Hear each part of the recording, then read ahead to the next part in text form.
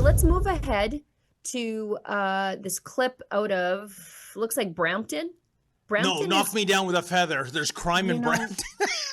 Brampton.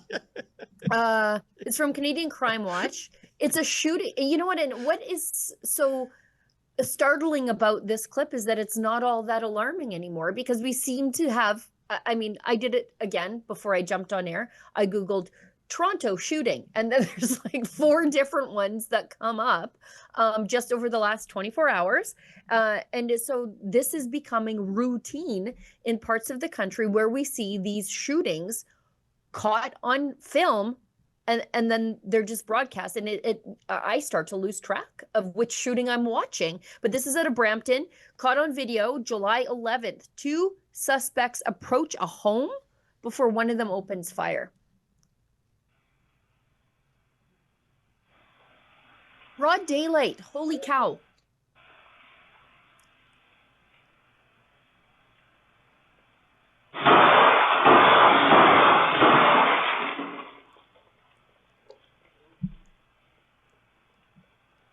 Unbelievable. But, not really, Sheila. Richard, I want you to weigh in on this. As Sheila referenced, the idea of this having not under cloak of night, but in broad daylight, it looks crazy. Literally like high noon.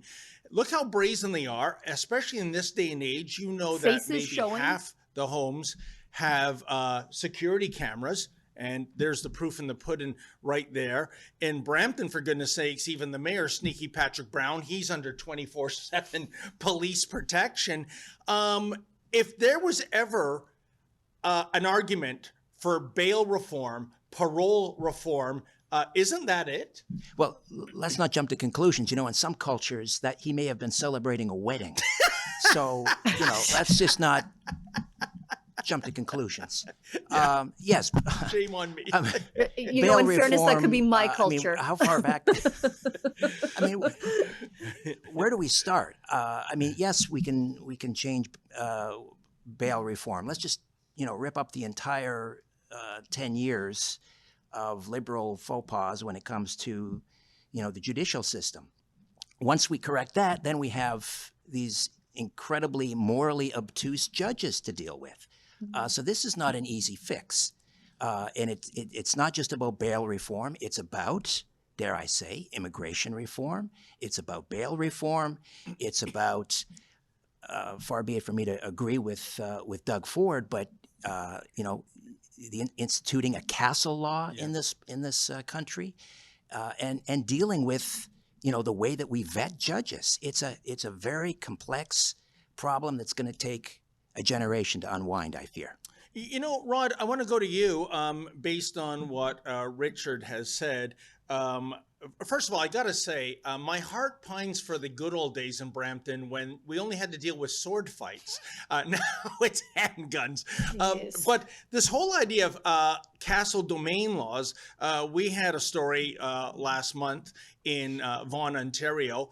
It was 4 thugs who showed up to steal a Lamborghini, and the homeowner got out, fired a warning shot. Well, he received more weapons charges than the thieves, and it was 4-1. He wasn't aiming at anyone. Can we get serious about this? Because I don't know, either law enforcement isn't all that serious. And I referred to that Toronto police officer that said, hey, can you leave your keys accessible to a thief so there's no bloodshed? I don't know. I think it's egregious when you are in your own home. That is the end of the finish line.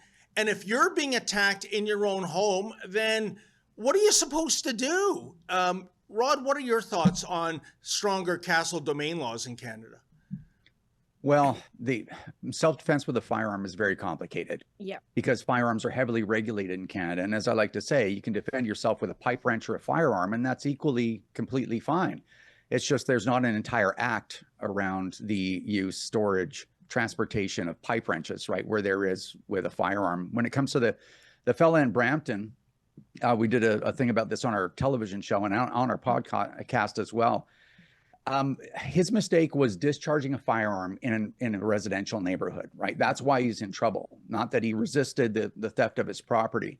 So that's why he got in trouble. He could have maybe pointed the firearm. He had lawful excuse to do that, in my opinion.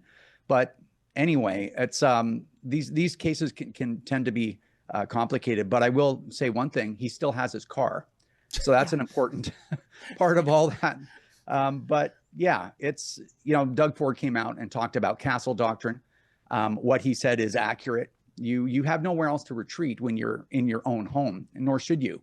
And you can actually get away with defending yourself in your own home completely, no matter what you use, as long as your actions are reasonable. But again, it's complicated. And the only advice that I'd have for anyone watching is just look into self-defense law, look into a little bit of case law, like educate yourself really, really well. And then that way you're probably in a better position to deploy whatever method you deem appropriate in the circumstances and not get into trouble. But there is a problem with the judiciary, and there's a problem with the police and with the mainstream media as well when it comes to people defending themselves from, sexual assault or murder or assault, common assaults, or having their things taken. And that's taken decades for us to get to this point where we think that that's inappropriate. But I think situations like this and the talk that we're having is pushing it in the other direction, waking a lot of people up. So I think there could be changes in the future.